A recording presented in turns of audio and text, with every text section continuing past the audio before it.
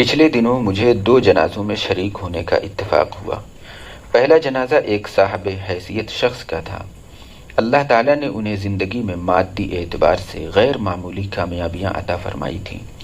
وہ اپنے پیچھے بہت بڑا کاروبار اور وسیع و عریض گھر چھوڑ کر گئے تھے۔ انہوں نے ایک بھرپور زندگی گزاری تھی، بچوں کی خوشیاں دیکھیں اور اپنی طبی عمر پوری کر کے اس دنیا سے رخصت ہوئے۔ جبکہ دوسرا جنازہ ایک ایسے صاحب کا تھا جن کے پاس نہ تو ملازمت تھی نہ اپنا گھر تھا۔ ڈاکٹروں نے ان کے ایک معمولی مرض کی تشخیص کی، آپریشن ہوا، ان کے جسم میں انفیکشن پھیل گیا اور وہ اپنی طبی عمر سے بہت پہلے ہی دنیا سے رخصت ہو گئے۔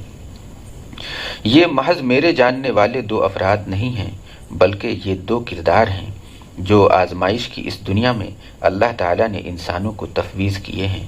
غربت اور عمارت، پانا اور کھونا، خوشی اور غمی، آزمائش کی اس دنیا میں امتحان کے پرچے ہیں۔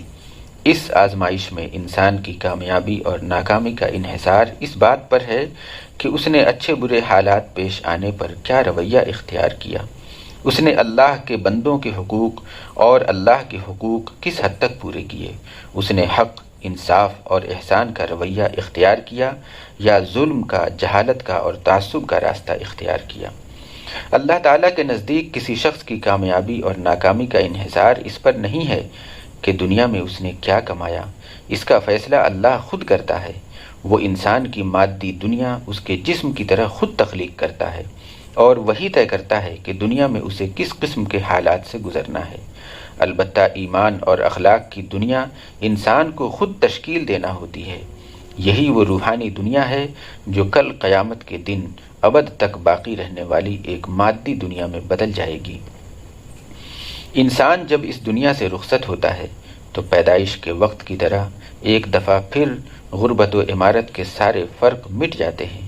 ہر انسان کے پاس پہننے کو صرف کفن ہوتا ہے اور رہنے کے لیے محض قبر کا گڑھا رہ جاتا ہے۔ قبر کا یہ گڈھا پکار پکار کر ہر انسان کو بتاتا ہے کہ مادی دنیا میں خالی ہاتھ آنے والا انسان خالی ہاتھ ہی دنیا سے رخصت ہوتا ہے۔ ہاں، جو چیز ساتھ جاتی ہے وہ حسن عمل کا سرمایہ ہے، اور جس شخص کے پاس یہ سرمایہ ہے وہ قبر میں بھی امیر ہے، مگر جس کے پاس یہ نہیں ہے وہ قبر میں فقیر ہے، اور قبر کا یہ فقیر دنیا کا سب سے بدنصیب فقیر ہوتا ہے۔ مگر لوگوں کا حال یہ ہے کہ عین جنازہ اور دفن کے مناظر کے وقت بھی ان کی توجہ دنیا کی طرف لگی رہتی ہے۔